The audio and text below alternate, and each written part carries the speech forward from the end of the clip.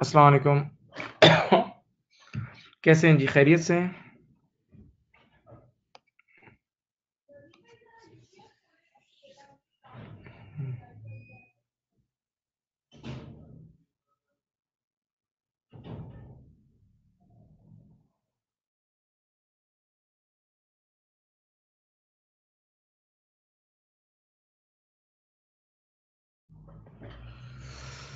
हम स्टार्ट कर रहे हैं। Within a minute or two we are going to start.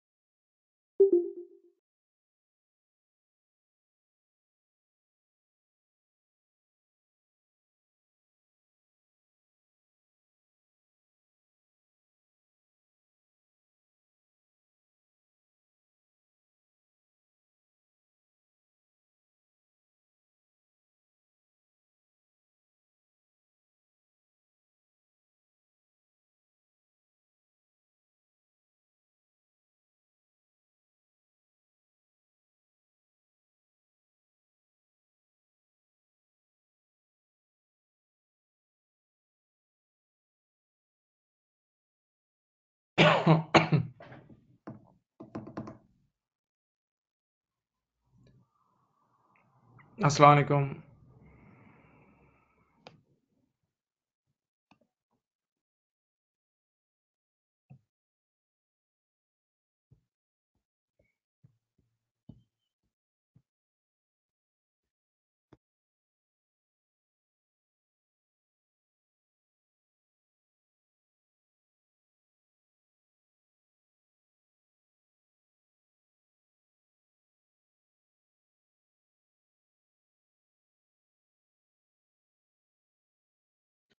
बेटा जी, एवरीथिंग इज परफेक्ट। बताएं।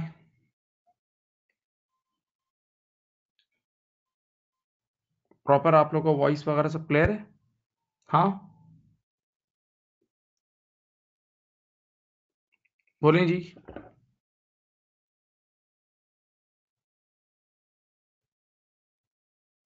ठीक है।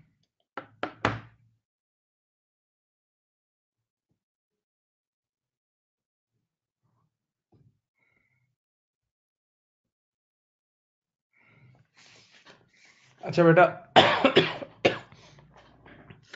लास्ट क्लास के एंड में हमने मेजरमेंट IS-16 चल रहा था हमारा, और वही आज भी चलेगा। IS-16 के मेजरमेंट मॉडल्स पे हमने बात शुरू कर दी थी। IS-16 के मेजरमेंट मॉडल्स पे हमने बात स्टार्ट कर दी थी, अगर आप लोगों को याद हो। तो मैंने कहा था दो मॉडल्स हैं, एक कॉस्ट मॉडल है और एक रिवैल्यूएशन मॉडल है। ठीक है। फिर कुछ थ्योरी की स्टेटमेंट्स भी बताई दी कि एक मॉडल पिक कर लेना जब भी आप एसेट बाय करो। फिर सेकंड ये बताया था कि एक बार किसी एक एसेट पे एक मॉडल अप्लाई करा तो उसकी कंप्लीट क्लास ऑफ एसेट पे वही मॉडल अप्लाई होगा, ताकि चेरी पिकिंग ना हो।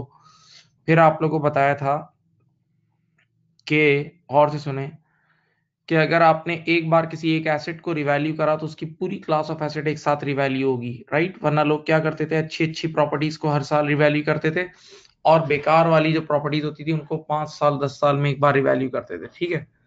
फिर ये भी बताया था कि अगर आप रिवैल्यूएशन मॉडल अप्लाई कर रहे हो, अगर आप रिवैल्यूएशन मॉडल अप्लाई कर रहे हो, गौर से सुने, तो आपको कब कब रिवैल्यू करना है, हर हफ्ते करना है, हर महीने करना है, कब करना है? तो मैंने कहा था वो सफिशिएंसी के साथ होगा, यानी फ्रीक्वेंटली करना है। इतना फ्रीक्वेंटली करना है कि आपकी कैरिंग वैल्यू और मार्केट वैल्यू में मटेरियल डिफरेंस ना हो। कैरिंग वैल्यू और मार्केट में मटेरियल डिफरेंस ना हो।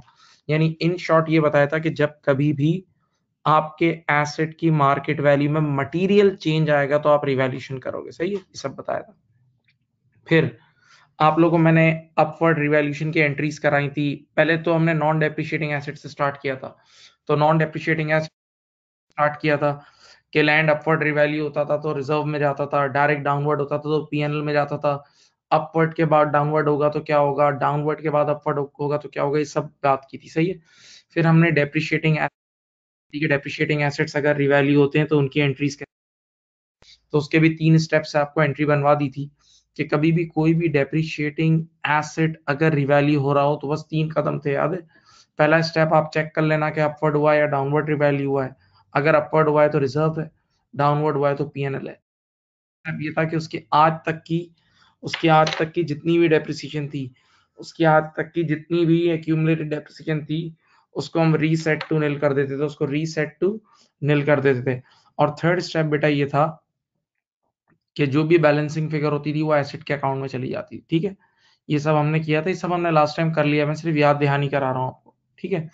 फिर ये जो मैंने आपके सामने जो बोर्ड पे नजर आ रहा है, इस वक्त जो बोर्ड पे नजर आ रहा है, ये एग्जांपल भी डिस्कस की थी कि एक एसेट खरीदा था, फिर उसको आपने रिवैल्यू करा था। एक एसेट आपने खरीदा था, फिर उसको अपवर्ड रिवैल्यू किया था, याद है, तो रिजर्व क्रिएट हुआ था। तो मैंने फिर आपको एक चीज सिखाई थी, एक एक्सेस डेप्रिसिएशन का एक काम सिखाया था, अगर याद हो आपको। मैंने कहा था यूं सोचो, पहले सोचो बैठ के आराम से। मैंने कहा था जरा सोचो कि अगर कभी एसेट अपवर्ड रिवैल्यू होगा, सोचो पहले, अगर अपवर्ड रिवैल्यू होगा तो एसेट की वैल्यू जब ऊपर जाएगी तो उसके आने वाले कल की डेप्रिसिएशन भी बढ़ेगी। एसेट अगर कभी अपवर्ड रिवैल्यू होगा तो जब एसेट की रिवैल्यूएशन अपवर्ड रिवैल्यूएशन होगी तो ऑटोमेटिकली उसके आने वाले कल की डेप्रिसिएशन भी बढ़ेगी। और जब आने वाले कल की डेप्रिसिएशन बढ़ेगी, कुछ एक्स्ट्रा डेप्रिसिएशन बढ़ेगी, एक्स्ट्रा, याद है, तो आने वाला कल का प्रॉफिट भी थोड़ा बहुत कम हो जाएगा। जब आने वाले कल का प्रॉफिट कम होगा तो आने वाले कल की रिटेन अर्निंग भी कम होगी, याद है। तो मैंने कहा था इस तरह तो सब डीमोटिवेट हो जाएंगे, इस तरह तो सब डीमोटिवेट हो जाएंगे क्योंकि आपकी रिटेन अर्निंग कम हो रही है, आपकी रिटेन अर्निंग यानी डिस्ट्रीब्यूटेबल रिजर्व कम हो रहा है, याद है।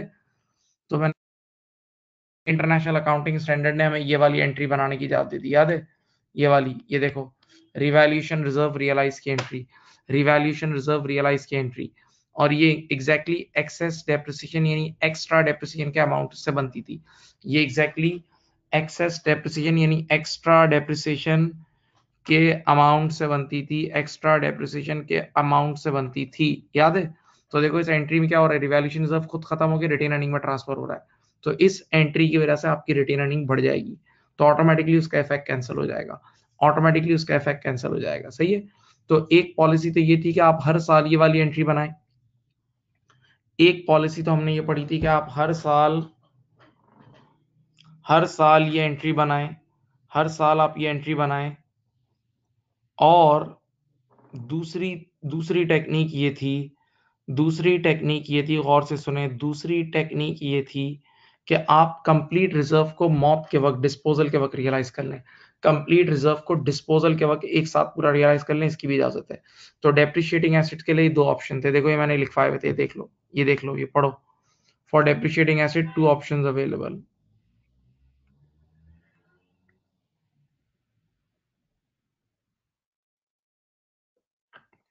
ठीक है। अब ये देख लें, सब अब आपको लिखवाई, आपको भेज भी दी थी फाइल, हाँ, ये भेज भी दी थी आपको फाइल। अब एक और चीज सुना देता हूँ। फिर मैंने आपको समझाया था, ये मैंने 3 केसेस समझाए थे, फिर समझा रहा हूँ कि आज के बाद अगर कभी भी, आज के बाद अगर कभी भी आप डेप्रिशिएटिंग एसेट को, आज के बाद कभी भी अगर आप डेप्रिशिएटिंग एसेट को रिवैल्यू करेंगे तो ये निगाहें, ये आंखें सबसे पहले क्या चीज ढूंढेंगी, डेट ऑफ रिवैल्यूएशन। क्या ढूंढेंगी, डेट ऑफ रिवैल्यूएशन। ये निगाहें सबसे पहले ढूंढेंगी डेट ऑफ रिवैल्यूएशन। अब इसके 3 केसेस कराए थे आपको, 3। पहला केस, अगर एसेट ईयर के बिगनिंग पे रिवैल्यू हो रहा हो, अगर एसेट कब रिवैल्यू हो रहा हो, ईयर के बिगनिंग पे रिवैल्यू हो रहा हो, तो देखो स्क्रीन पे देख लो। तो जब ईयर के बिगनिंग पे रिवैल्यू होगा तो सबसे पहले उसको रिवैल्यू करके उसकी वैल्यू चेंज कर देना साल के पहले दिन ही। और जब साल के पहले दिन ही उसकी वैल्यू चेंज हो गई तो इस पूरे साल की डेप्रिसिएशन नए स्टाइल से निकलेगी, अपडेटेड अमाउंट यानी मार्केट वैल्यू से निकलेगी, अपडेटेड अमाउंट यानी मार्केट वैल्यू से निकलेगी। और जब इस साल की डेप्रिसिएशन अपडेटेड अमाउंट से निकलेगी तो वो एक्स्ट्रा होगी, उसके अंदर थोड़ी बहुत एक्स्ट्रा भी होगी, तो फिर वो रिवैल्यूएशन रिजर्व रियलाइज वाली एक्सेस डेप्रिसिएशन की एंट्री भी बनेगी। ठीक है, ये पहला केस था।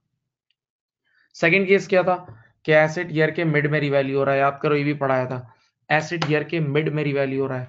अगर एसेट ईयर के मिड में रिवैल्यू हो रहा होगा तो इसका मतलब आधा साल तो गुजर गया, आधा साल तो गुजर गया, तो पहले आधे साल की डेप्रिसिएशन ओल्ड स्टाइल में कैलकुलेट होगी, पहले आधे साल की डेप्रिसिएशन ओल्ड स्टाइल में कैलकुलेट होगी, आधे साल की डेप्रिसिएशन ओल्ड स्टाइल में कैलकुलेट होगी। ठीक है, फिर उसको आप रिवैल्यू करना एसेट को ईयर के मिड में, और फिर रिमेनिंग हाफ ईयर जो आखिरी आधा साल है ना, आखिरी आधे साल को अपडेटेड स्टाइल में सॉल्व करना, आखिरी आधे साल को अपडेटेड स्टाइल में सॉल्व करना, अपडेटेड स्टाइल में उसकी डेप्रिसिएशन निकलेगी, और जब आखिरी आधे साल की डेप्रिसिएशन निकलेगी तो वो ज्यादा होगी, उसमें एक्स्ट्रा का एलिमेंट होगा, उसमें एक्स्ट्रा यानी एक्सेस डेप्रिसिएशन का एलिमेंट होगा आखिरी आधे साल में, आधे साल में रिवैल्यूएशन रिजर्व रियलाइज वाली एंट्री भी बनेगी, वो जो एक्सेस डेप्रिसिएशन के इफेक्ट को कैंसिल करने के लिए बनती थी। Then last and the easiest case is कि अगर आप ईयर के एंड पे रिवैल्यूएशन कर रहे होगे तो क्या होगा, अगर ईयर के एंड पे, तो ये तो सबसे आसान है, ईयर के एंड पे रिवैल्यू करने का मतलब पूरा साल तो गुजर गया बेटा, सोचो ईयर के एंड पे रिवैल्यू करने का मतलब पूरा साल तो गुजर गया, तो अब क्या करेंगे, अब आप गौर से सुनना, ऐसी सूरत हाल में पूरे साल की डेप्रिसिएशन ओल्ड स्टाइल में निकालेंगे, पूरे साल की डेप्रिसिएशन ओल्ड स्टाइल में निकालेंगे, फिर ईयर के एंड पे रिवैल्यू करना, रिवैल्यू कर दिया, अब जो अगले साल आएगा ना, नेक्स्ट ईयर से आप वो रिवाइज डेप्रिसिएशन निकलेगी, नेक्स्ट ईयर से आप मार्केट वैल्यू के हिसाब से डेप्रिशिएट करना, और नेक्स्ट ईयर से वही एक्सेस डेप्रिसिएशन वाली रिवैल्यूएशन रिजर्व रियलाइज की एंट्री बनेगी। ठीक है, तो ये चीजें जरूर देख लेना, date of revaluation is very very important, date of revaluation is very very important. सही है, ये बातें बदस्तूर कांस्टेंट है कि हम बिल्डिंग को डेप्रिशिएट करते हैं, लैंड को डेप्रिशिएट नहीं करते, हम सिर्फ बिल्डिंग को डेप्रिशिएट करते हैं, लैंड को डेप्रिशिएट नहीं करते, हम लैंड को डेप्रिशिएट नहीं करते हैं। ओके राइट, अब एक एक करके सवाल आपके सामने रखता हूं, और जो सवालात हैं उनमें से कितने ऐसे हैं जो मुझे याद है फाइनल अकाउंट में आ चुके हैं, क्योंकि अब ये टॉपिक नॉर्मली फाइनल अकाउंट तो बाद में भी एक बार आएगा, तो अभी से उस वही सवालात में करा के, ताकि आपको जब बाद में वो नजर आए तो कोई अजनबियत ना हो, थोड़ा यूज टू हो चुके हो उसके लिए। ठीक है, चलो अब फर्स्ट क्वेश्चन से स्टार्ट कर लेते हैं।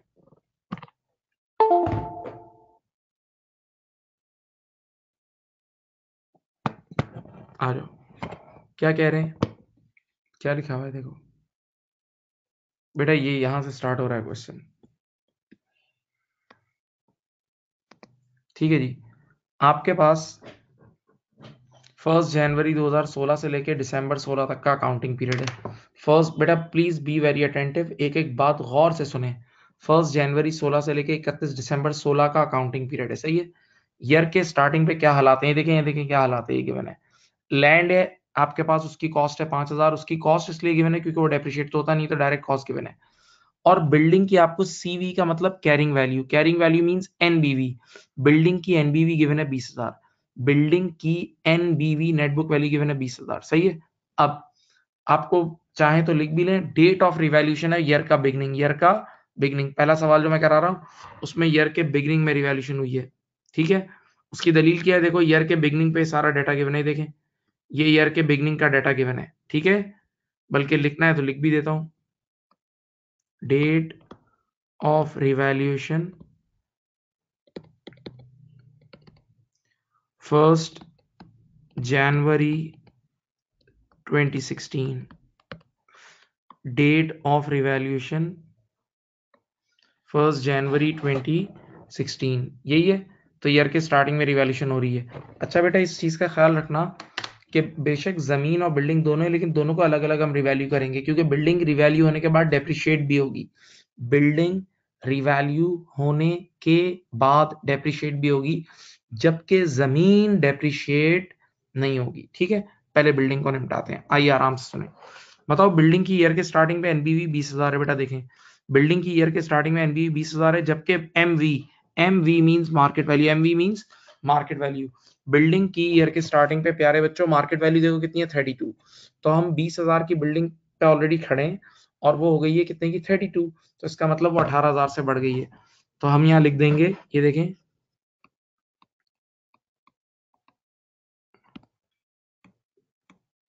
Revalued by 18,000, revalued by 18,000, revalued by 18,000, सही है। अच्छा अब एक बात सुन लो, बेशक मैंने तुम लोगों को एंट्रीज बनाना सिखाई लेकिन अब बनाने की जरूरत नहीं है। फाइनल अकाउंट में एग्जामिनर के ऑफिशियल सोल्यूशन में कहीं भी एंट्री नहीं होती, बस हमें पता है कि अपवर्ड रिवैल्यूएशन हुई है तो 18 लिख रहा हूँ, सॉरी 12,000 है, ये ऊपर जाएगा 12, माजरत। तो ये जो रिवैल्यूड बाय 12,000 है, मुझे भी पता है आपको भी पता है कि 12,000 का रिजर्व क्रिएट हो जाएगा, 12,000 का एक रिजर्व क्रिएट हो जाएगा, सही है। अब अगली बात, एक बार एसेट रिवैल्यू हो जाए ना तो आज के बाद मार्केट वैल्यू से डेप्रिशिएट होता है, market value divide by remaining life, याद है market value divide by remaining life. तो अब मार्केट वैल्यू देखो 32,000 है और रिमेनिंग लाइफ कितनी गिवन है, देखो रिमेनिंग लाइफ आपको गिवन होगी 10 ईयर्स, ये रही रिमेनिंग लाइफ है 10 ईयर्स, ठीक है। तो अब मैं आपके सामने इसकी पर ईयर डेप्रिसिएशन निकालता हूं, देखें पर ईयर डेप्रिसिएशन अब इसकी होगी, मार्केट वैल्यू है 32, कोई स्क्रैप वैल्यू नहीं है, डिवाइड बाय 10 ईयर्स, तो this will be 3,200 per annum, ठीक है। अब देखो बेटा ईयर के स्टार्टिंग में मार्केट वैल्यू थी 32,000 बिल्डिंग की, और इस साल डेप्रिसिएशन कितनी हुई है 3,200, इस साल डेप्रिसिएशन कितनी हुई है 3,200, तो 32,000 में से 3,200 लेस करोगे तो बिल्डिंग की ईयर के एंड की एनबीवी कितनी होगी,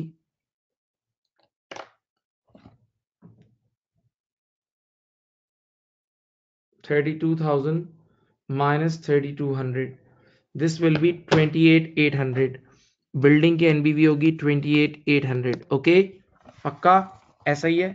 अब बच्चे ने फौरन से एक सवाल किया, सर जब ईयर के स्टार्टिंग में ही बिल्डिंग अपवर्ड, सोचो जब ईयर के स्टार्टिंग में ही बिल्डिंग अपवर्ड रिवैल्यू हो गई थी तो इस साल की डेप्रिसिएशन आपने मार्केट वैल्यू पे निकाली, यानी बड़ी वैल्यू पे, मार्केट वैल्यू जो इस बार बढ़ गई थी तो बड़ी वैल्यू पे निकाली, तो इस साल की डेप्रिसिएशन में कुछ एक्स्ट्रा एलिमेंट भी तो होगा, हाँ बिल्कुल होगा। तो बोला सर, बच्चे ने कहा रिवैल्यूएशन रिजर्व रियलाइज करेंगे, हाँ एनुअल वाली पॉलिसी, ये देखो ये लिखी हुई है, यहाँ देखो यहाँ लिखा है एनुअल रियलाइजेशन पॉलिसी, तो रिवैल्यूएशन रिजर्व रियलाइज भी हमें करना है। कैसे करेंगे, जितना रिजर्व क्रिएट हुआ है, कितना क्रिएट हुआ था बिल्डिंग का, ये देखो जितना रिजर्व क्रिएट हुआ है उसको रिमेनिंग लाइफ से डिवाइड कर दें, जितना रिजर्व क्रिएट हुआ है उसको रिमेनिंग लाइफ से डिवाइड कर दें। तो अगर आपको ये एंट्री बनानी है, देखो रिवैल्यूएशन रिजर्व रियलाइज्ड पर एनम, तो ये हो जाएगा 12,000 का रिजर्व है, कितना रिजर्व है 12,000 डिवाइडेड बाय 10 ईयर्स, बेटा कितना आया 1200 आया पर एनम। तो इसकी डबल एंट्री एक एक्स्ट्रा मैं यहाँ बना देता हूँ, इसकी एंट्री देखो ये बनेगी रिवैल्यूएशन रिजर्व डेबिट 1200 और रिटेन्ड अर्निंग क्रेडिट 1200, ये एक एक्स्ट्रा एंट्री बना रहा हूँ, रिवैल्यूएशन रिजर्व डेबिट और retained earning credit 1200, revaluation reserve debit और रिटेन अर्निंग क्रेडिट 1200, ठीक है, ये एक्स्ट्रा एंट्री बना दी। अब इसके अलावा बच्चे ने कहा जमीन को भी आप रिवैल्यू करो, मैंने कहा कर देते हैं बिल्कुल। बताओ जमीन कभी डेप्रिशिएट नहीं होती तो वो अपनी ओरिजिनल कॉस्ट, क्वेश्चन के ऊपर टॉप पे देखो, क्वेश्चन के ऊपर टॉप पे देखो, जमीन अपनी ओरिजिनल कॉस्ट 5,000 पे थी, जबकि यहाँ देखो जमीन की मार्केट वैल्यू कितनी गिवन है, ये देखो 12,000, जमीन की मार्केट वैल्यू कितनी गिवन है 12,000, तो 5,000 पे खड़ी थी 12 पे आ गई, 5 से 12 पे आई तो इसका मतलब 7,000 से अपवर्ड गई जमीन, 7,000 से अपवर्ड गई, तो जमीन की एक छोटी सी एंट्री बना देते हैं, चलें अगर आप बोलते हैं तो लैंड डेबिट कितना 7 और revaluation reserve credit 7, land debit 7,000 और रिवैल्यूएशन रिजर्व क्रेडिट 7,000, ठीक है। बहरहाल जमीन थी आपकी 5,000 पे, जमीन ऑलरेडी 5,000 पे खड़ी थी और 7 से बढ़ गई, जमीन ऑलरेडी 5,000 पे खड़ी थी 7 से बढ़ गई तो 12,000 की हो गई होगी, हाँ, और एक बार 12 की हो गई तो अब वो डेप्रिशिएट तो नहीं होती ना, जमीन तो डेप्रिशिएट नहीं होती, तो मेरे प्यारे बच्चों ईयर एंड की बैलेंस शीट में ये जमीन जाएगी 12,000 की, ये देख लो। तो ईयर एंड की अगर कोई मुझे बोले ना एसओएफपी बना के दो, तो एसओएफपी में लैंड और बिल्डिंग मिला के, लैंड और बिल्डिंग मिला के देख लो 12 और 28 40,800, 40,800 ईयर एंड की ये एसओएफपी में चला जाएगा, ये सब ईयर एंड की एसओएफपी में बेटा 40,800 की लैंड एंड बिल्डिंग रिपोर्ट होगी, ईयर एंड की एसओएफपी में 40,800 की लैंड एंड बिल्डिंग रिपोर्ट होगी। एक और चीज एग्जामिनर मांगता है छोटी सी, ये जो पूरा साल नजर आ रहा है ना, इस फॉर द ईयर की इनकम स्टेटमेंट में, कितना डेप्रिसिएशन एक्सपेंस जाएगा। ये जो पूरा साल नजर आ रहा है, इस फॉर द ईयर की इनकम स्टेटमेंट में कितना डेप्रिसिएशन जाएगा, 3200। देख लो, income statement is always for the year, तो उसमें 3200 का डेप्रिसिएशन जाएगा। सही है। अब आपको एमसीक्यू लेवल पे रिवैल्यूएशन रिजर्व नहीं मांगता, लेकिन मैं आपको रिवैल्यूएशन रिजर्व का अमाउंट भी बताता हूँ ईयर एंड पे।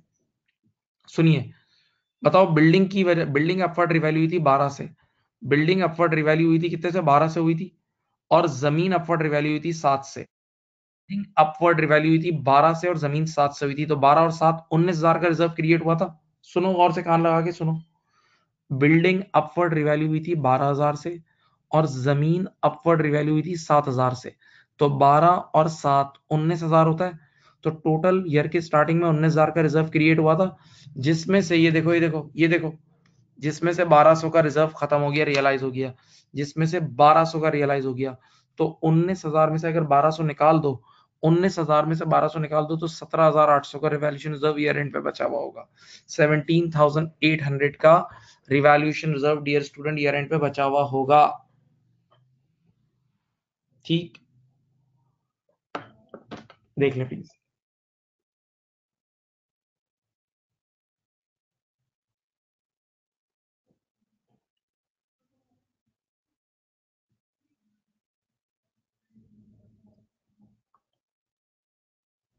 सही।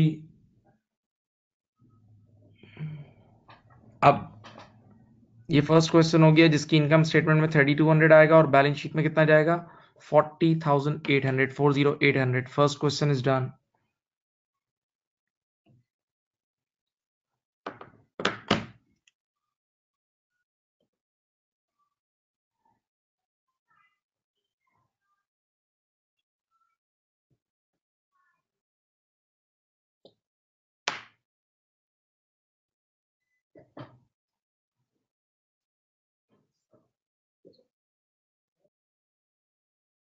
अब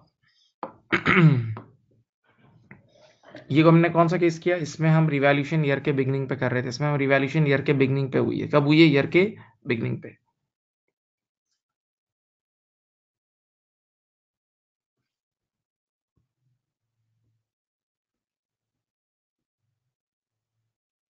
समझ गए गेम? एक मैसेज कर दें, अगर बात समझ गए तो बेटा एक मैसेज करें प्लीज।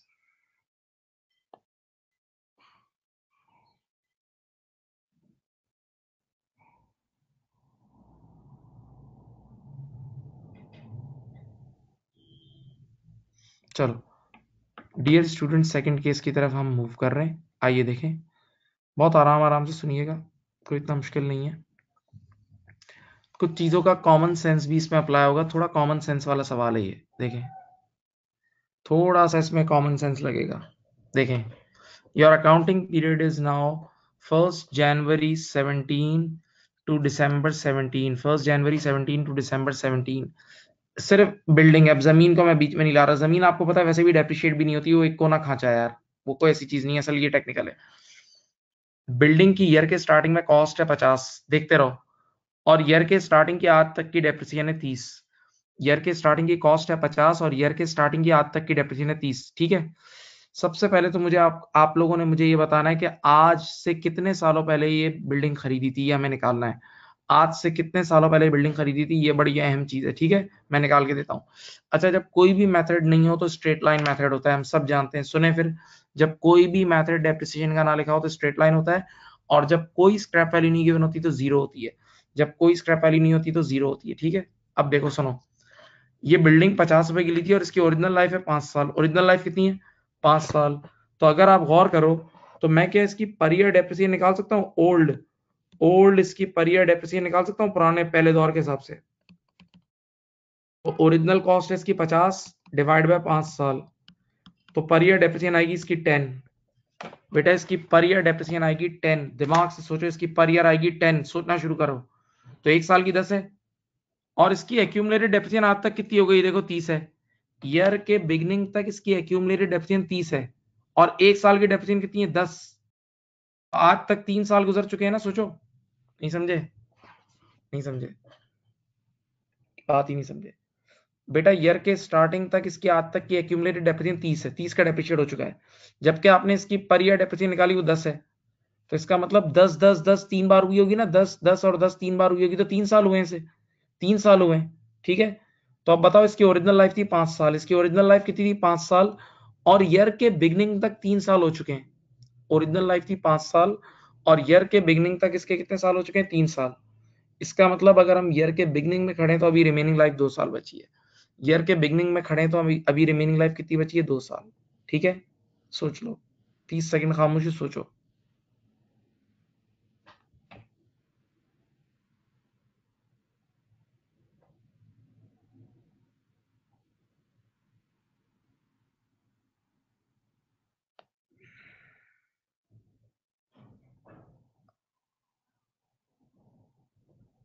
अब बेटा ये केस क्या है, आपकी बिल्डिंग रिवैल्यू हो रही है ईयर के मिड में। ये देखो ईयर के मिड में डाटा गिवन है, ये देख रहे हो, ईयर के मिड का डाटा गिवन है, ईयर के मिड में आपको मार्केट वैल्यू गिवन है।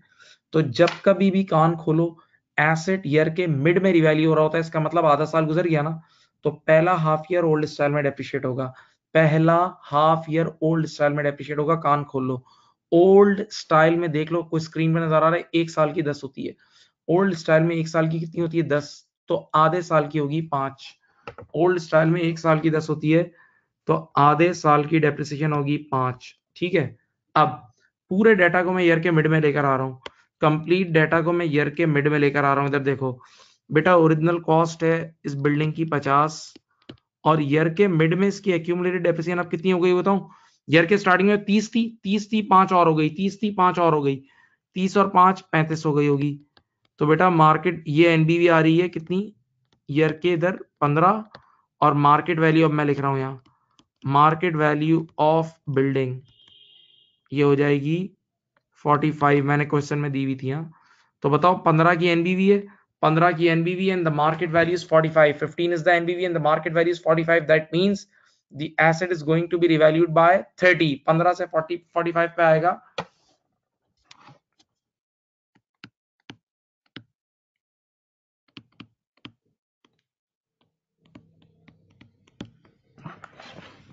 रिवैल्यूड बाय कितना है, 30 हो गया, रिवैल्यूड बाय 30 है। हाँ सही, ऐसा ही है।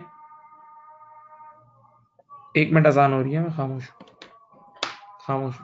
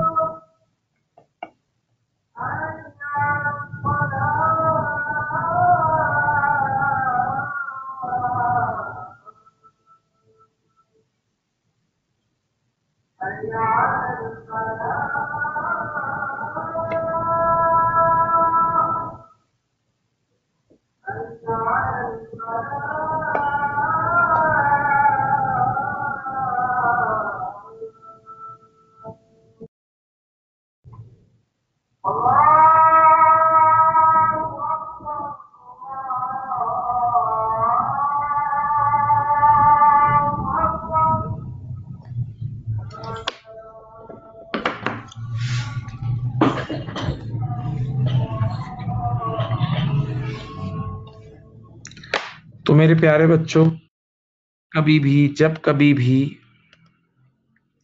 ईयर के मिड में रिवैल्यूएशन होगी तो आधा साल तो गुजर गया है, तो आधे साल की डेप्रिसिएशन ओल्ड स्टाइल में कैलकुलेट होगी, फर्स्ट हाफ ईयर की ओल्ड स्टाइल में होगी, और ओल्ड स्टाइल में 1 साल की 10 थी, तो आधे साल की है 5, आधे साल की है 5। ओके, तो आधे साल की आपने 5 बुक कर दी। अब पूरे डाटा को उठा के आप ईयर के मिड में ले आए, तो ईयर के मिड में अब कॉस्ट तो वही 50 है, एक्यूमुलेटेड डेप्रिसिएशन 35 हो गई है, एनबीवी 15 है, जबकि मार्केट वैल्यू क्वेश्चन में आपको गिवन होगी, मैंने खुद दी हुई है 45।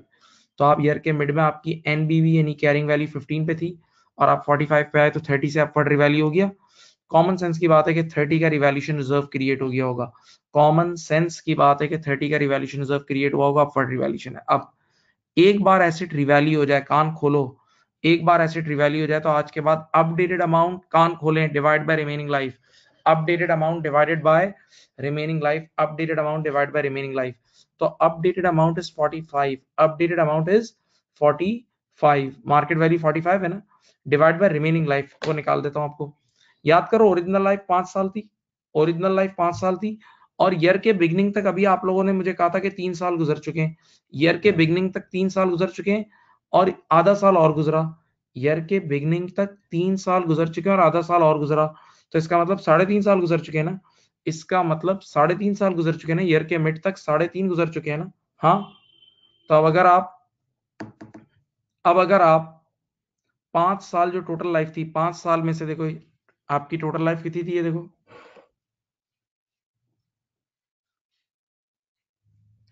आपकी टोटल लाइफ थी, एक मिनट,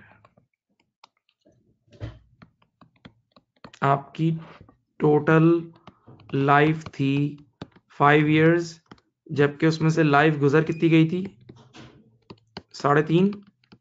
हाँ, तो रिमेनिंग लाइफ आपकी ऑटोमेटिकली होगी कितनी, 1.5 साल, पक्का आपकी रिमेनिंग लाइफ 1.5 इयर्स होगी। ठीक है, तो अब देखो आप इसकी पर ईयर डेप्रिसिएशन निकालें, बात की पर ईयर डेप्रिसिएशन न्यू, ये नई वाली निकाल रहे हो, सही है। तो मार्केट वैल्यू कितनी है, 45, मार्केट वैल्यू है 45 डिवाइडेड बाय रिमेनिंग लाइफ कितनी रह गई है, 1.5 years, market value 45 divide by remaining life है 1.5 इयर्स। कान खोलो, जब रिमेनिंग लाइफ ईयर्स में लिख रहा हूं, ईयर्स में, तो आंसर भी पर एनम आएगा, तो 45 डिवाइड बाय 1.5 आ जाएगा 30 पर एनम, 30 पर एनम। लेकिन बेटा हमें तो सिर्फ ये 6 महीने की चाहिए ना, आखिरी 6 महीने की चाहिए ना, तो ये पूरी पर एनम आ गई, इंटू 6/12 कर दो, इंटू 6/12 करोगे तो ये आ जाएगी 15, कितनी आ जाएगी, 15, आखिरी 6 महीने की 15 आ जाएगी, सही है। ये देख लो आपके सामने, आखिरी 6 महीने की न्यू स्टाइल में 15 आ गई, तो आपने यहाँ जाके फिट करी कितनी, ये देखें, ये लिख दी डेप्रिसिएशन 15। ठीक है, अब मुझे बताओ ईयर के मिड में ये बिल्डिंग की वैल्यू कितनी हो गई थी, 45, ईयर के मिड में बिल्डिंग 45 की रिवैल्यू हो गई थी, रिवैल्यू होके 45 की चीज मजीद 15 रुपए से डेप्रिशिएट हुई, तो ईयर के एंड पर उसकी एनबीवी कितनी होगी, 30, ईयर के एंड पर उसकी एनबीवी होगी 30, ईयर के एंड पर उसकी एनबीवी कितनी होगी, 30, ईयर के एंड पर उसकी एनबीवी होगी 30। ओके, अब एक सवाल है, सर इस पूरे साल की income statement is always for the year, income statement is always for the year, examiner पूछ रहा है इस पूरे साल की इनकम स्टेटमेंट में कितना डेप्रिसिएशन एक्सपेंस जाएगा, इस पूरे साल की कितना डेप्रिसिएशन एक्सपेंस जाएगा। देखो पूरे साल की बात कर रहा हूँ, पहले 6 महीने का 5 है और आखिरी 6 महीने का 15 है, पहले 6 महीने का 5 है, आखिरी 6 महीने का 15 है, तो 20 चला जाएगा, 5 और 15 20 चला जाएगा इनकम स्टेटमेंट में। और एग्जामिनर पूछता है कि ईयर के एंड की बैलेंस शीट में कितनी एनबीवी जाएगी, ईयर के एंड की बैलेंस शीट में कितनी नेटबुक वैल्यू जाएगी, 30 जाएगी, ईयर के एंड की बैलेंस शीट में 30 की एनबीवी जाएगी। एक और एक्स्ट्रा चीज बता रहा हूं, घबराने का नहीं है, जब ईयर के मिड में एसेट रिवैल्यू हुआ अपवर्ड, जब ईयर के मिड में एसेट रिवैल्यू हुआ अपवर्ड, तो आखिरी 6 महीने की डेप्रिसिएशन अपडेटेड स्टाइल में आई है, आखिरी 6 महीने की डेप्रिसिएशन मार्केट वैल्यू पे आई है, तो वो ज्यादा आई है डेप्रिसिएशन, नहीं उसमें एक्स्ट्रा का एलिमेंट है, एक्स्ट्रा देखते हैं कितना एक्स्ट्रा है। देखो इधर देखो, आंखें खोलो, पहले 6 महीने की थी 5 और आखिरी 6 महीने की है 15, देखो देखो, तो एक्स्ट्रा का एलिमेंट कितना होगा, 10, एक्स्ट्रा का एलिमेंट होगा 10, 10 देख लो आंखों से, पहले 6 महीने की 5 थी और अब हो गई है 15, तो जो एक्स्ट्रा एक्सेस इंक्रीमेंटल का एलिमेंट होगा वो 10 होगा, 10। तो अगर हमारी पॉलिसी ये वाली होगी ना एनुअल वाली, तो हम एक एंट्री और बनाएंगे, रिवैल्यूएशन रिजर्व रियलाइज की, रिवैल्यूएशन रिजर्व डेबिट 10 और retained earning credit 10, revaluation reserve debit और retained earning credit 10, revaluation reserve debit और रिटेन्ड अर्निंग क्रेडिट 10। ऐसा ही है, ऐसा ही है, ठीक। अब क्या क्या चीजें कहाँ कहाँ जाएंगी फिर सुन लें आखिरी बार।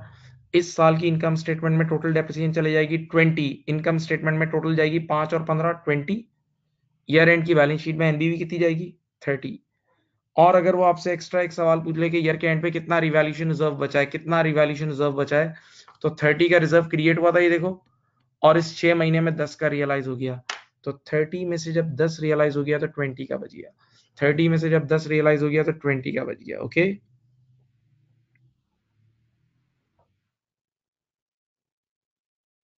प्लीज देख लें, ये रहा सब कुछ आपके सामने।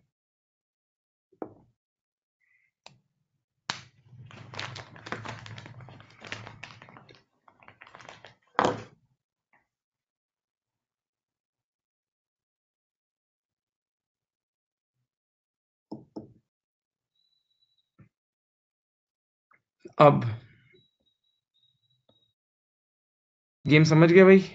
हाँ, यू गॉट इट, बोलो जी।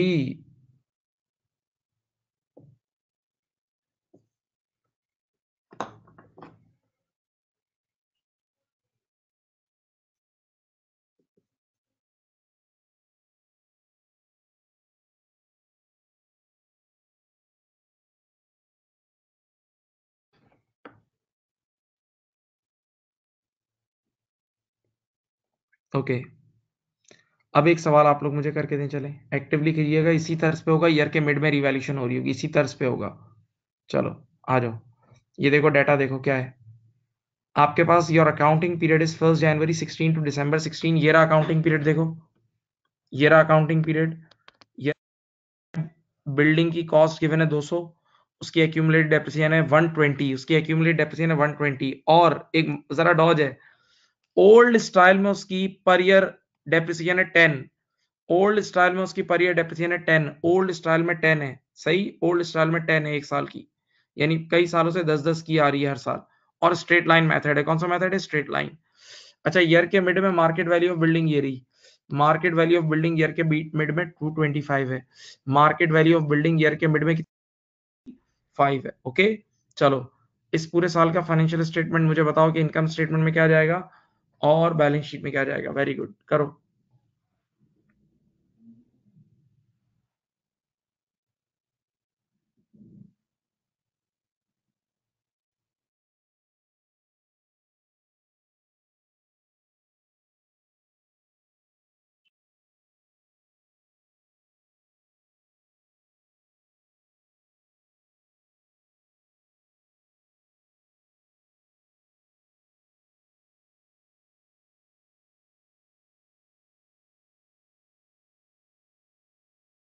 करें बेटा, स्टार्ट करें।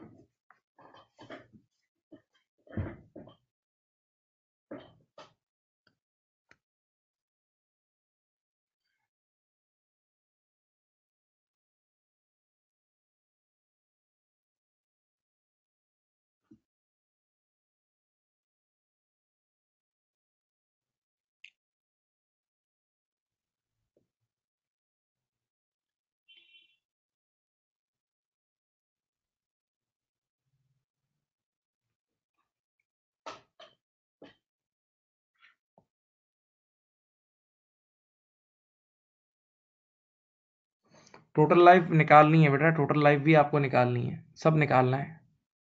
स्क्रैप वैल्यू जब नहीं गिवन होती तो 0 होती है, निकालना है, सब निकल आएगा, दिमाग से सोचो।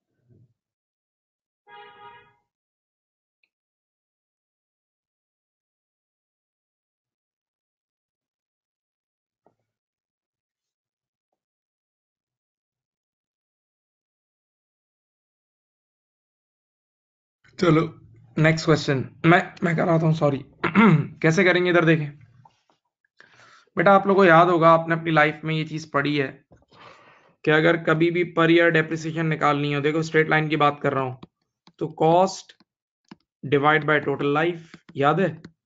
स्क्रैप वैल्यू तो नहीं है, स्क्रैप वैल्यू 0 है, छोड़ दो। तो अब आपको पर ईयर डेप्रिसिएशन ये गिवन है, ये गिवन है, और कॉस्ट गिवन है, तो लाइफ नहीं निकल आएगी। पर ईयर डेप्रिसिएशन गिवन है 10, कॉस्ट गिवन है 200, तो ये टोटल लाइफ नहीं निकल आएगी, सोचो। हाँ, तो टोटल लाइफ आप इसको यहां ले जाओ, इसको क्रॉस मल्टीप्लाई कर दो, याद है? तो टोटल लाइफ हो जाएगी 200 divide by 10 is equal to, total life हो जाएगी 20 इयर्स। क्या आ जाएगी? 20 इयर्स। देख लो, टोटल लाइफ बेटा आपके पास आ जाएगी 20 इयर्स। टोटल लाइफ कितनी आ जाएगी? 20 इयर्स की टोटल लाइफ आ जाएगी, दिमाग से सोचो। चलो इधर देखो, फिर देखो क्वेश्चन में, कॉस्ट 200 है और पर ईयर डेप्रिसिएशन है 10, तो ऑटोमेटिकली 20 साल की टोटल लाइफ आ गई। 200 है, पर ईयर डेप्रिसिएशन है 10, तो ऑटोमेटिकली 20 साल की टोटल लाइफ आ गई। अब बताओ, इस 20 साल में से कितनी लाइफ गुजर चुकी है? 12 साल गुजर चुकी है। क्यों? ये देखो, इसको देखो, इसको देखो, इन दोनों को कनेक्ट करो। एक्यूमुलेटेड डेप्रिसिएशन है 120, एक्यूमुलेटेड डेप्रिसिएशन है 120, और एक साल की होती है 10, एक साल की होती है 10, तो ऐसे 12 साल गुजर चुके हैं ना। 10 करके 12 साल तक हुई होगी ना, 10 10 करके 12, तभी तो 120 हुआ है। हाँ, समझ गए? तो इसका मतलब बेटा ओरिजिनल लाइफ है 20 साल, जिसमें से 12 साल गुजर चुके हैं। ओरिजिनल लाइफ है 20 साल, जिसमें से 12 साल गुजर चुके हैं, तो दैट मींस ईयर के बिगिनिंग में 8 सालों की रिमेनिंग लाइफ बची है।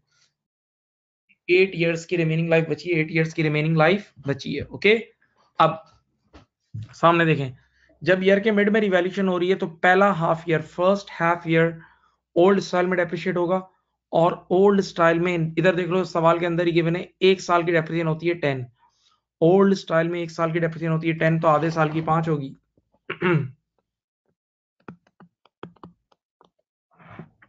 ठीक। अब बेटा ईयर के मिड में सारा डाटा ले जाओ। ईयर के मिड में आपकी कॉस्ट वही होगी 200, ठीक है, और आपकी बिल्डिंग की एक्यूमुलेटेड डेप्रिसिएशन हजरात होगी 120 और 5 125, 125 हो जाएगी।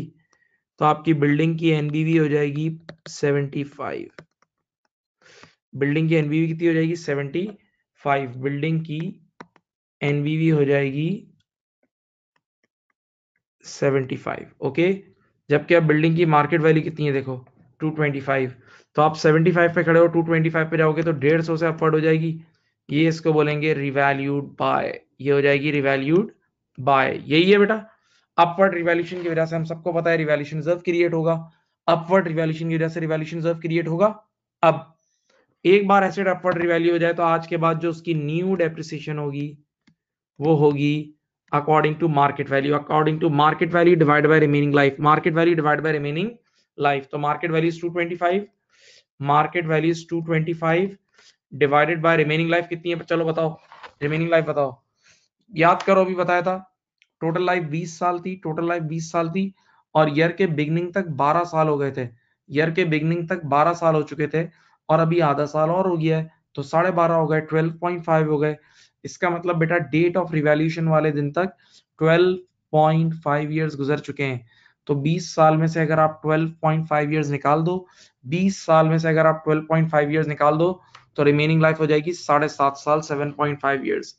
तो रिमेनिंग लाइफ कितनी आएगी? 7.5 ईयर्स। अब जरा सोचो, जब तुम डिनोमिनेटर में ईयर्स लिख रहे हो, ईयर्स ईयर्स ईयर्स, तो आंसर भी पर एनम आएगा, आंसर भी पर एनम आएगा। 220 बाय 7.5 ये हो जाएगा 30, ये आ जाएगा 30 पर एनम, 30 पर एनम। ठीक है, अब आपके पास तो सिर्फ 6 महीने एंड में, तो इंटू 6/12 कर दो, ये आ जाएगा 15। ठीक है बेटा, आखिरी 6 महीने की डेप्रिसिएशन कितनी आ गई? 15। आखिरी 6 महीने की आ गई 15। ठीक है, अब जरा एक मिनट सोचो, आपने एसेट को ईयर के मिड में रिवैल्यू करके कितने पे ले आए थे? 225। 225 की हो गई थी, ईयर के मिड में रिवैल्यू होके बिल्डिंग 225 की हो गई थी। हाँ, 225 में से 15 रुपए की डेप्रिशिएट हो गई, 225 में से 15 रुपए की डेप्रिशिएट हो गई, तो यहाँ एनबीवी हो गई होगी 210। यहाँ एनबीवी कितनी हो गई होगी बोलो? 210। ठीक है, तो ईयर एंड पर जो एसएफपी बनेगी उसमें बेटा एनबीवी जाएगी 210, उसमें एनबीवी कितनी जाएगी? 210। ठीक है, और एक और बात बिल्कुल बच्चों वाली, income statement is always for the year, income statement is always for the year, पूरे साल के लिए बनती है, पूरे साल के लिए बनती है। तो पूरे साल का जो डेप्रिसिएशन है वो 5 और 15 है, पहले 6 महीने का 5 है, आखिरी 6 महीने का 15 है, तो 5 और 15 20। इनकम स्टेटमेंट में 20 का डेप्रिसिएशन एक्सपेंस जाएगा, जबकि ईयर एंड की एसओएफपी में 210 की नेट बुक वैल्यू रिपोर्ट हो जाएगी, 210 की 210 की नेट बुक वैल्यू रिपोर्ट हो जाएगी, 210 की नेट बुक वैल्यू क्या हो जाएगी? रिपोर्ट हो जाएगी। ओके,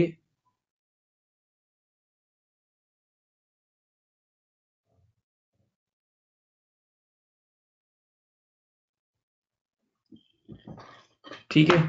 अब उसके बाद अगर आपको एक और एक्स्ट्रा काम करना है, रिवैल्यूएशन रिजर्व रियलाइज की एंट्री बनानी है, रिवैल्यूएशन याद है, एक्स्ट्रा डेप्रिसिएशन, एक एक्स्ट्रा काम कर लें। जब रिवैल्यूएशन नहीं हुआ था तो एक साल की डेप्रिसिएशन 5 थी, 6 महीने की सॉरी, और अब 6 महीने की डेप्रिसिएशन कितनी हो गई? 15। पहले 5 थी और अब 15 हो गई है, तो जो एक्स्ट्रा यानी एक्सेस डेप्रिसिएशन है वो 10 रुपए की है। वो कितनी है? 10 रुपए की है। तो अगर किसी ने वो एंट्री बनानी है तो वो भी बना सकता है, रिवैल्यूएशन रिजर्व डेबिट 10, बस ये।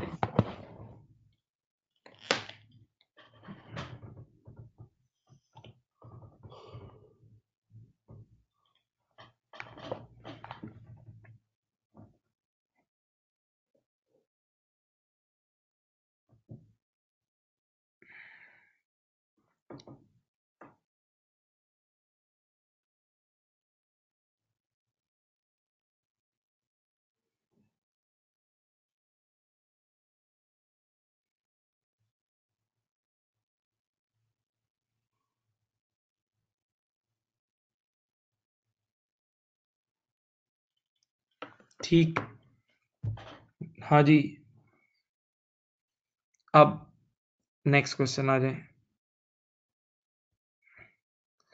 अब ये जो है ना, ये बाकायदा एक फाइनल अकाउंट का सवाल है, ये बाकायदा एक सवाल आया हुआ है, तो 2009 या 2008 में कहीं आया था। डेक्स, पता नहीं क्या नाम था यार, रॉक या कुछ सवाल का नाम था, मैं नाम भूल गया हूँ। ये फाइनल अकाउंट का सवाल है। अब मैं आपको सवाल, इसको मैं जा रहा हूँ, आपने खुद करना है और 3 मिनट में करना होगा आपने, 3 मिनट में, वरना मैं करा दूंगा, मैं करा दूंगा। देखो सुनो यार, ये एक ऐसा केस है, मैंने आपको सिखाया था, अगर पहले एसिड अपवर्ड हो और फिर डाउनवर्ड हो तो क्या होता था, याद करो, लास्ट क्लास में पढ़ाया था। पहले एसिड अपवर्ड हो तो रिजर्व क्रिएट होगा और फिर डाउनवर्ड हो तो क्या होगा। अब मैं बोल नहीं रहा, क्वेश्चन में आपको ये अकाउंटिंग पीरियड गिवन था जनवरी टू दिसंबर, जनवरी 15 टू दिसंबर 15, और लिखा हुआ था कि हम हर साल के एंड पे रिवैल्यू करते हैं, हम अपने एसेट को हर साल के एंड पे, बिगनिंग पे नहीं एंड पे करते हैं। सही है, तो इस साल भी एंड पे करेंगे, देखो एंड पे करेंगे, मार्केट वैल्यू गिवन है। ईयर के स्टार्टिंग में आपको क्वेश्चन में ट्रायल बैलेंस में lease hold, lease hold property समझते हो ना, लीज होल्ड जो लीज पे लेते हैं, वो लीज होल्ड प्रॉपर्टी गिवन थी 50,000 की। ईयर के स्टार्टिंग में देखो देखो इधर, ट्रायल बैलेंस में लीज होल्ड प्रॉपर्टी 50,000 की गिवन थी और उसकी रिमेनिंग लाइफ भी गिवन थी। ईयर के स्टार्टिंग में उसकी रिमेनिंग लाइफ भी गिवन थी 20 साल, 50,000 की प्रॉपर्टी गिवन थी और उसकी रिमेनिंग लाइफ कितनी थी 20 साल। अब डेप्रिसिएशन ईयर के आपको रिवैल्यूएशन ईयर के एंड पे करना है। और क्वेश्चन में एक और डाटा भी गिवन था कि ये एसेट पास्ट में अपवर्ड रिवैल्यू हुआ है तो इसका पुराना, ये देखो इस एसेट का पुराना रिवैल्यूएशन रिजर्व भी गिवन था 10,000, इस एसेट का पुराना रिवैल्यूएशन रिजर्व भी गिवन था 10,000। आपसे क्या रिक्वेस्ट है, इस क्वेश्चन को, छोटा सवाल है, इसको सॉल्व करें। इसका इस साल का डेप्रिसिएशन निकाल के दें मुझे, दिसंबर 15 वाले साल का डेप्रिसिएशन, और ईयर के एंड पे जो रिवैल्यूएशन हो रहा है ना उसकी मूवमेंट भी बताएं कि रिवैल्यूएशन की मूवमेंट कहाँ जाएगी, पीएनएल में जाएगी या रिवैल्यूएशन रिजर्व में जाएगी। इस साल का डेप्रिसिएशन भी निकाल दें और ईयर के एंड की रिवैल्यूएशन की अमाउंट बता दें कि वो कहाँ, ईयर के एंड की रिवैल्यूएशन कहाँ जाएगी, करके दें। चलें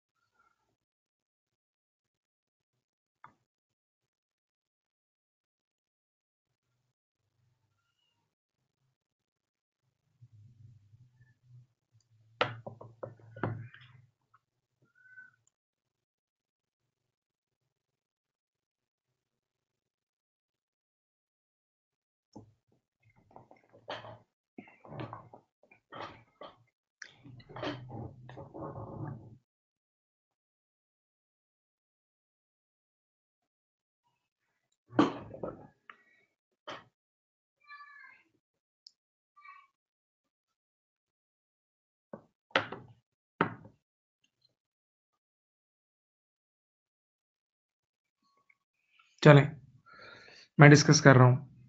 सीधी सी बात, ये देख लो सीधी सी बात है, मैंने कहा ना ये लोग हर साल के एंड पे रिवैल्यू करते हैं, एंड पे। तो ये केस आपको ऊपर ही पढ़ाया था आज भी और पहले भी सुनाया था कि जब भी एसेट ईयर के एंड पे रिवैल्यू हो रहा हो तो पहले डेप्रिशिएट करना फिर रिवैल्यू करना। पहले इस पूरे साल की डेप्रिसिएशन निकाल लो, पहले इस पूरे साल की डेप्रिसिएशन निकाल दो, आसानी से निकलेगी। एसेट ईयर के बिगनिंग में 50,000 का है और लाइफ कितनी है 20 साल, लाइफ कितनी है, रिमेनिंग लाइफ 20 साल। तो 50,000 डिवाइड बाय 20, अगर इस साल की डेप्रिसिएशन निकालनी है तो सिंपल ये देख लो कितनी आई, 2500 आ गई। इस साल की डेप्रिसिएशन 2500 आ गई। अब बताओ 50,000 का एसेट था ईयर के बिगनिंग में और 2500 से डेप्रिशिएट हुआ है। 50,000 का एसेट था और कितने से डेप्रिशिएट हुआ है, 2500 से। तो ईयर के एंड पर इस लीज होल्ड की ईयर एंड पर एनबीवी कितनी होगी बेटा, 50,000 माइनस 2500 इज 47,500। ईयर के एंड पे लीज होल्ड होगा 47,500 का। अब आप मुझे बताओ ईयर के एंड पर ये है 47,500 का और अब एकदम 43 पे आ गया, 47,500 से एकदम 43 पे आ गया तो 4500 से डिवैल्यू हो गया। मैं यहां लिख रहा हूं D valued bye 4500, D valued bye 4500। अब दिमाग से सोचो, सिर्फ सोचो, अभी तो वैल्यू गिरी है, मैं मान रहा हूं अभी तो वैल्यू गिरी है, लेकिन सोचो पहले वैल्यू बढ़ी होगी ना, पुराना रिवैल्यूएशन रिजर्व पड़ा है, पुराना रिवैल्यूएशन रिजर्व पड़ा है, इसका मतलब पास में अपवर्ड रिवैल्यू हुआ होगा। तो क्या पढ़ाया था आपको कि अगर कभी कोई एसेट अपवर्ड रिवैल्यू हो के डाउनवर्ड हो, पहले अपवर्ड हो और फिर डाउनवर्ड हो, तो अब जब डाउनवर्ड होगा तो पहले जो रिजर्व पड़ा होगा उसको खत्म करेंगे, पहले जो रिजर्व पड़ा होगा उसको खत्म करेंगे फिर पीएनएल में डालेंगे। याद आया, पहले जो रिजर्व पड़ा होगा उसको खत्म करेंगे फिर पीएनएल में डालेंगे। तो रिजर्व तुम्हारे पास 10,000 का पड़ा है, तुम्हारे पास में 10,000 का रिजर्व पड़ा है और यहाँ डाउनवर्ड सिर्फ 4.5 हुआ है ना, तो बस रिजर्व के अंदर ही एंट्री बनेगी, कोई पीएनएल में नहीं जाएगा, सिर्फ रिजर्व की एंट्री बनेगी, ये बनेगी, देखो शॉर्टकट सुन लो। रिवैल्यूएशन रिजर्व, शॉर्टकट एंट्री बना रहा हूं बस, शॉर्टकट 4.5 और lease hold credit 4.5, revaluation reserve debit 4,500 और lease hold credit 4,500, revaluation reserve debit और लीज होल्ड क्रेडिट 4,500, ये एंट्री बनेगी बस, revaluation reserve debit lease hold credit, that's it. ठीक है, अब क्या क्या चीजें कहां कहां जाएंगी सुनो बेटा। इस साल की इनकम स्टेटमेंट में ये डेप्रिसिएशन एक्सपेंस जाएगा 2500, इस साल की for the year income statement में डेप्रिसिएशन एक्सपेंस जाएगा। नंबर 2, ईयर के आखिरी दिन एसेट रिवैल्यू हुआ है, दिमाग से सोचो, जब ईयर के आखिरी दिन एसेट रिवैल्यू हुआ है तो रिवैल्यू का लफ्जी तर्जुमा है मार्केट वैल्यू पे लाना, तो ईयर के एंड पे एसेट मार्केट वैल्यू पे आ गया, तो बस ईयर के एंड पर एसेट मार्केट वैल्यू का बैलेंस शीट में रिपोर्ट हो जाएगा, यानी बैलेंस शीट में एसओएफपी में 43,000 पे लीज होल्ड रिपोर्ट हो जाएगा। सही है, और ये इस साल की फॉर द ईयर की रिवैल्यूएशन रिजर्व की मूवमेंट जो है ये ओसीआई में चली जाएगी, ओसीआई का एक एरिया होता है वहां चली जाएगी, फाइनल अकाउंट में पढ़ोगे। अच्छा, एक और चीज बताता हूँ, आपके पास एग्जिस्टिंग रिवैल्यूएशन रिजर्व 10,000 था, एग्जिस्टिंग रिवैल्यूएशन रिजर्व 10,000 था और अब कितने से कम हो गया, 4.5 से। 10,000 का रिवैल्यूएशन रिजर्व 4.5 से कम हुआ तो ईयर के एंड की बैलेंस शीट में अब 5,500 चला जाएगा, ईयर के एंड की बैलेंस शीट में 5,500 चला जाएगा।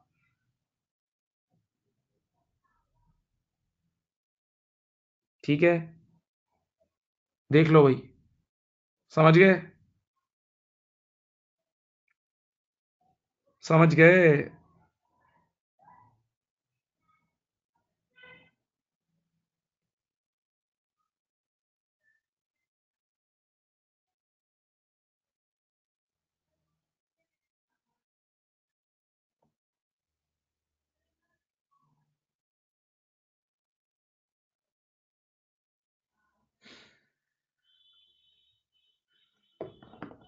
सही,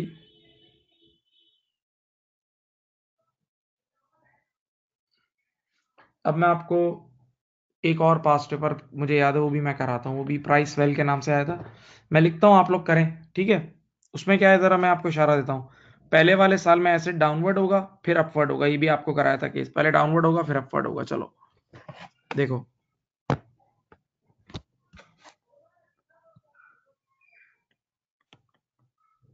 ये देखें,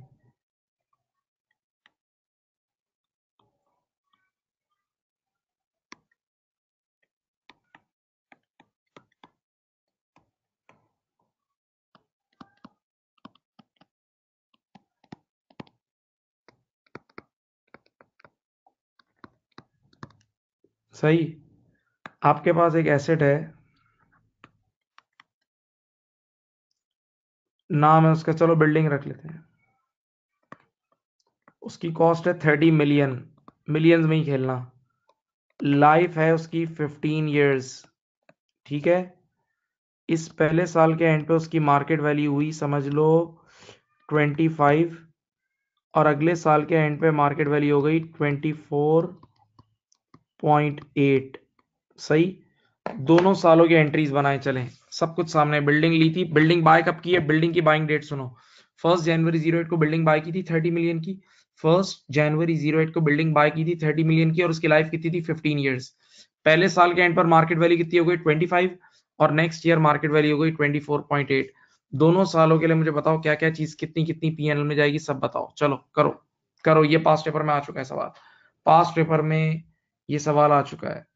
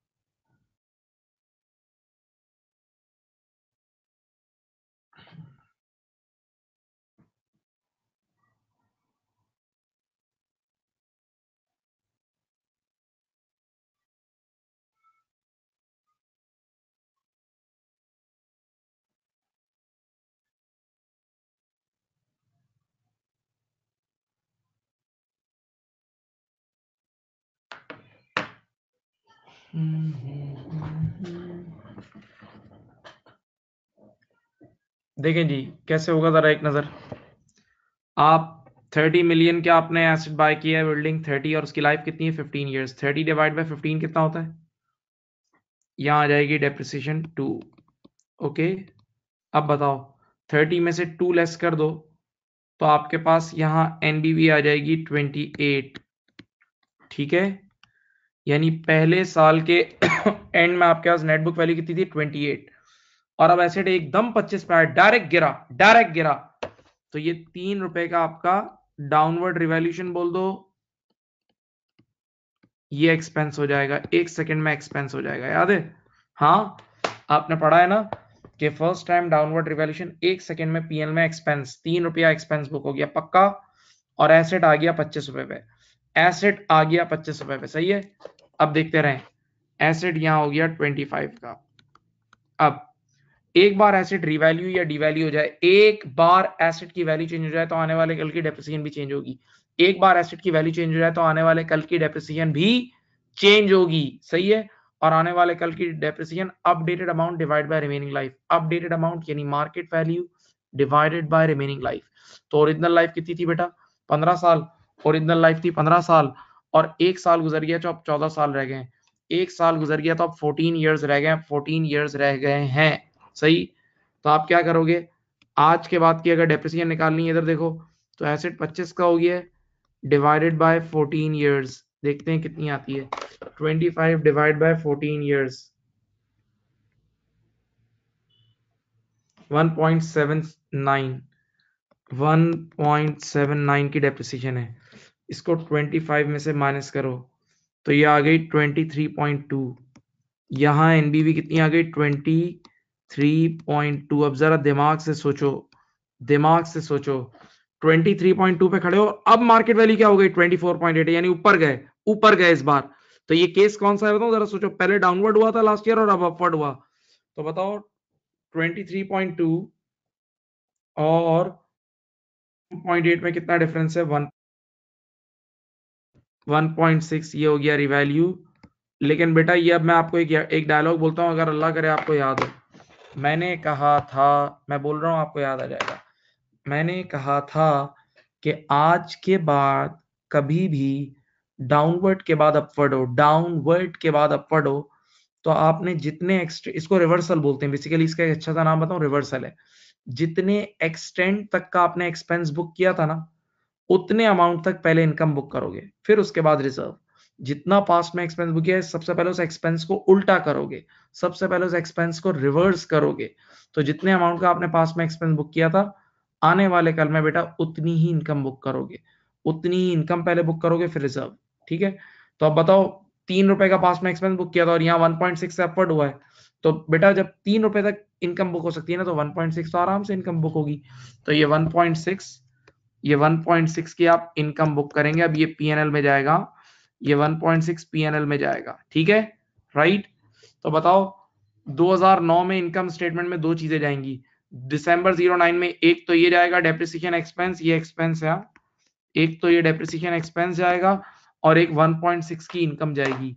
एक डेप्रिसिएशन एक्सपेंस जाएगा और एक रिवर्सल 1.6 की इनकम, रिजर्व नहीं होगा, ये इनकम होगी, इनकम डायरेक्ट। बल्कि एक और बात बोलूं, पास्ट में आपने 3 रुपए का एक्सपेंस बुक किया था, आज रिवर्सल करते वक्त 1.6 की इनकम बुक कर ली, इवन अभी भी एक 1.4 का अमाउंट रह गया जो आने वाले कल में इनकम बुक होगा। अब आने वाले कल में भी अगर ये एसिड ऊपर गया, आने वाले कल में भी एसिड ऊपर गया, तो 1.4 की इनकम आने वाले कल में ही बुक होगी, 1.4 की इनकम पहले आने वाले कल में बुक होगी, सही। किसी ने किया था भाई, बोले। ये पास्ट पेपर में आ चुका है, पास्ट पेपर में आ चुका है, प्राइस वेल लिखना है तो लिख लो, प्राइस वेल नाम ही सवाल में आया था।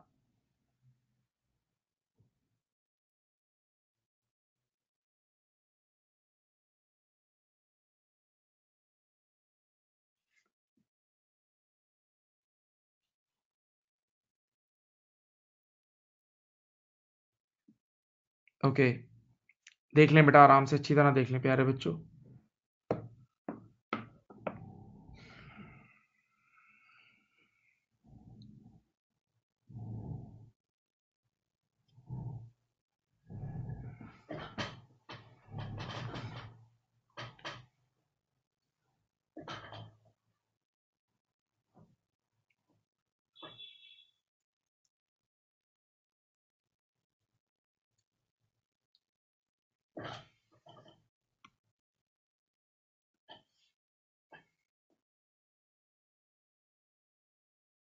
अब मैं एक सवाल लिख रहा हूँ, एक छोटा सा चैलेंजर है। चैलेंजर क्या, एक जरा सा रिवर्स वर्किंग का क्वेश्चन है, आप देखें, आप लोग करें, ट्राई करें।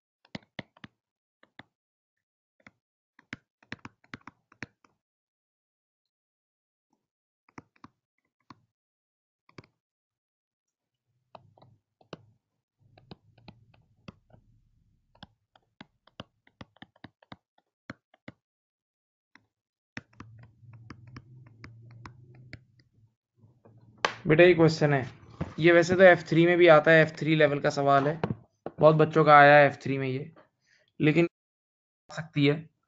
देखें, एक कंपनी ने मशीन बाय की है 9 साल पहले, कितने की बाय की है वो नहीं पता ना जरूरत है, कितने की बाय की वो ना पता है ना जरूरत है, and decided to depreciate it at the rate 4% on cost, 4% on cost, 4%।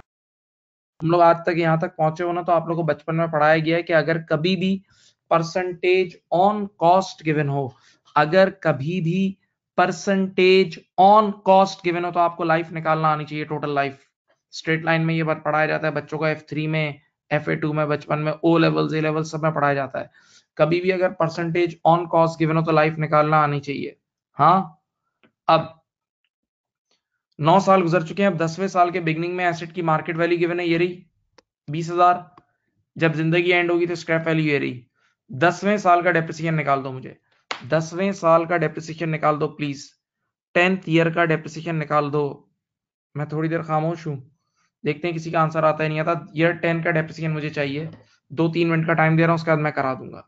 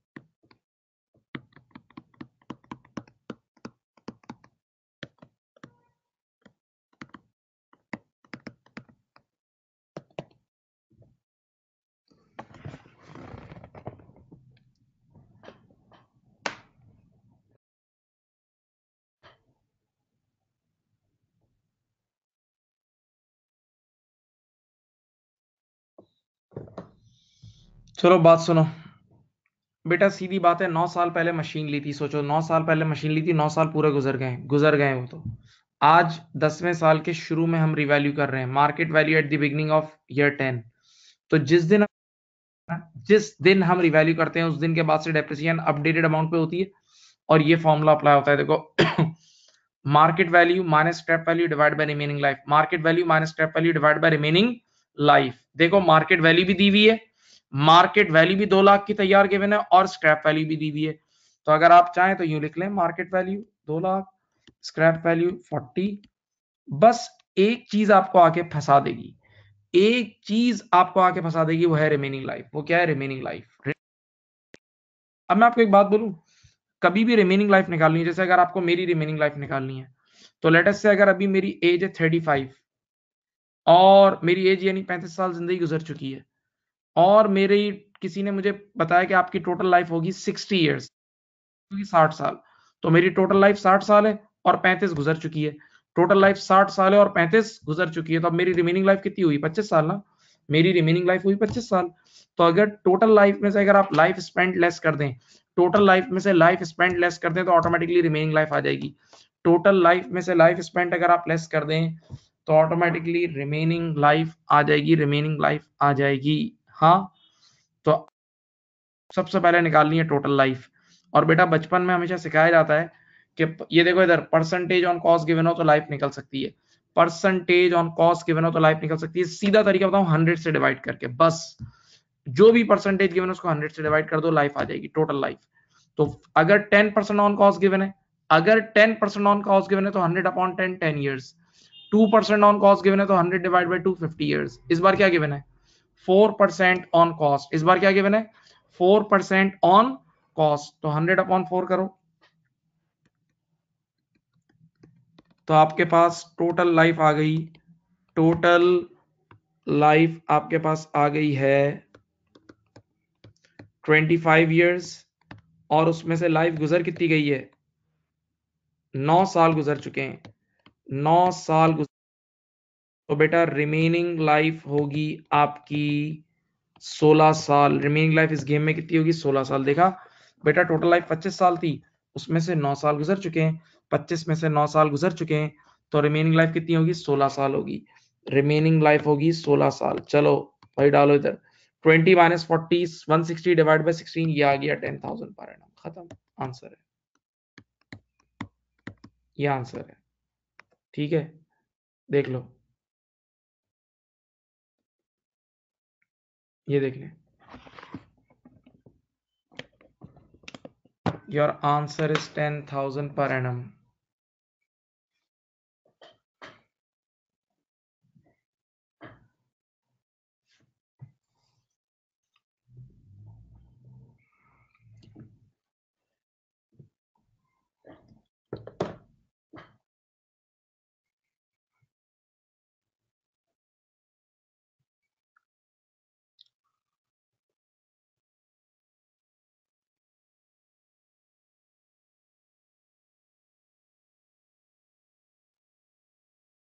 सही,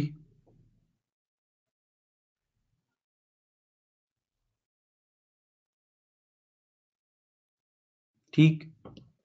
अब समझ गए जी?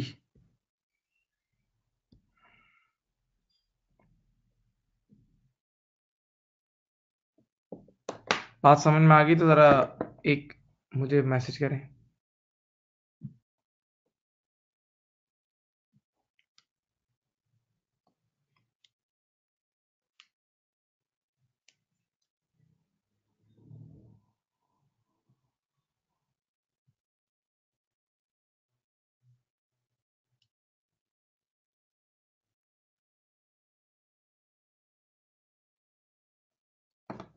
अब अब मैं कुछ थ्योरी लिख रहा हूं, फिर समझाता हूं, ठीक है?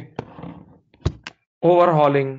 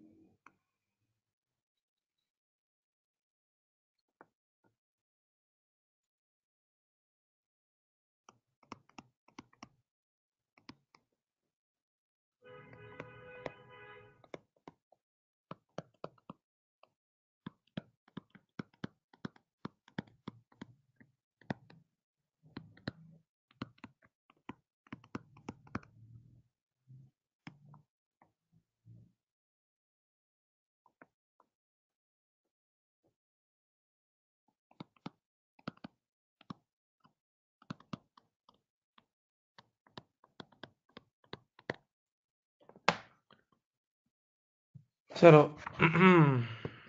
जनाब जनाब जनाब जनाब जनाब इधर देख लें। ओवरहॉलिंग क्या है?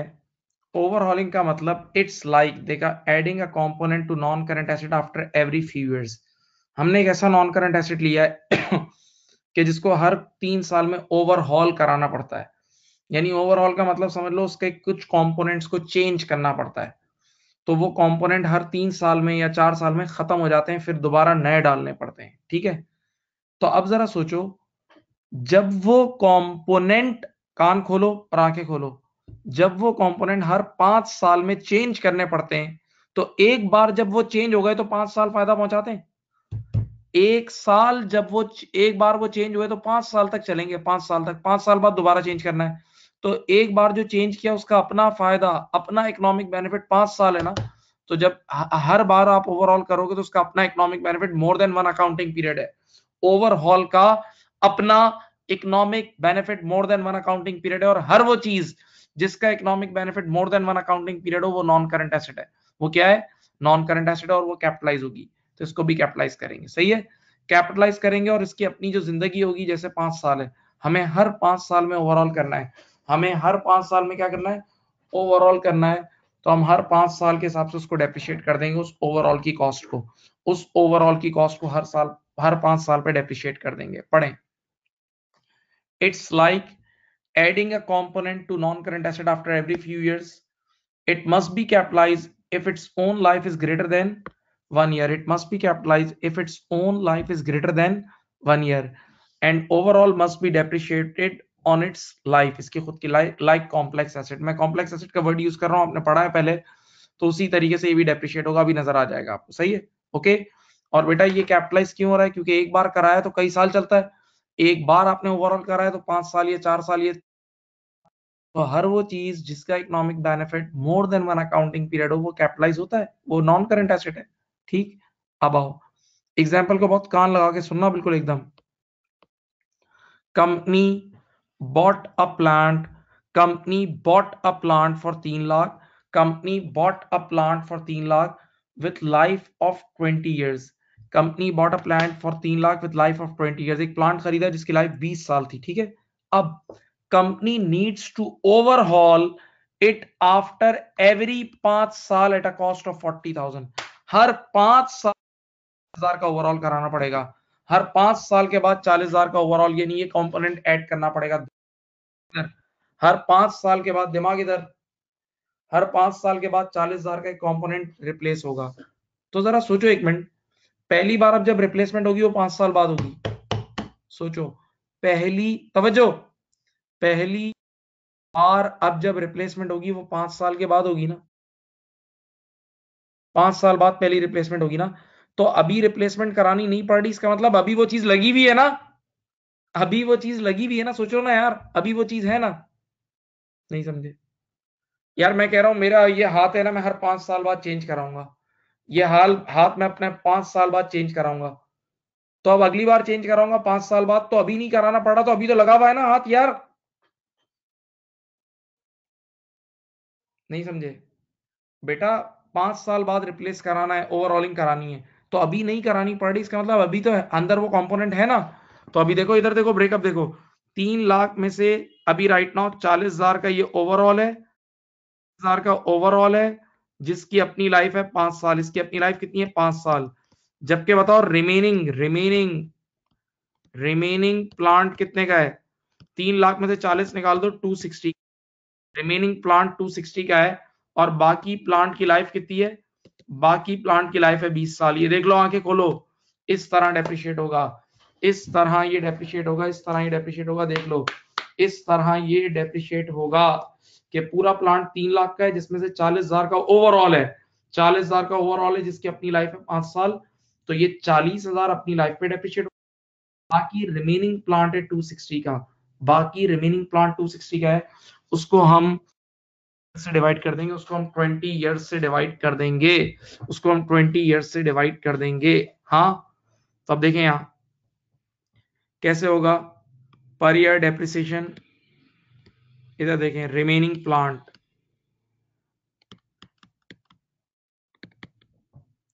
260,000 डिवाइड बाय 20 ईयर्स, मेरे ख्याल से ये होगा 13,000 ना। और चलो डेप्रिसिएशन ओवरहॉल ये हो जाएगा 40,000 का ओवरहॉल है, डिवाइड बाय 8 ईयर्स 5,000, नहीं सॉरी उल्टा कर दिया,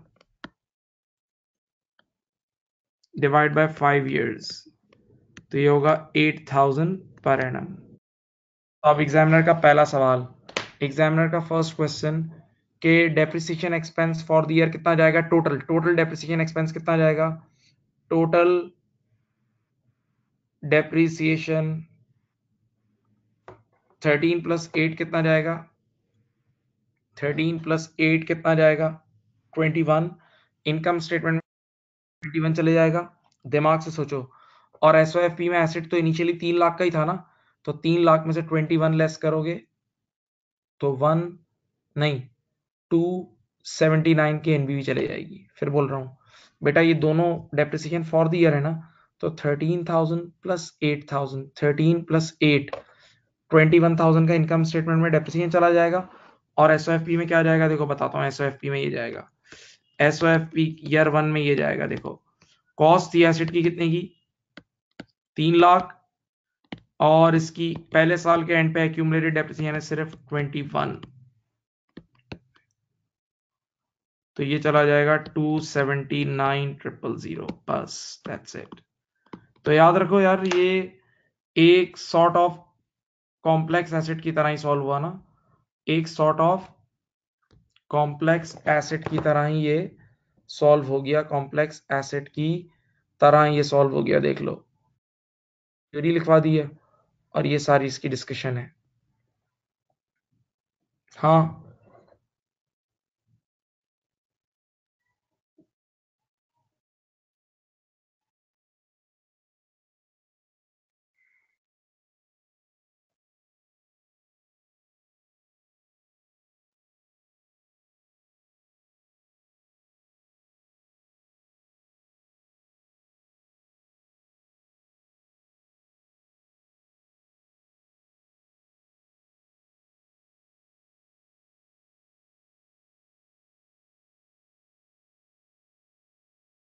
चलें, बात समझ गए, बताएं।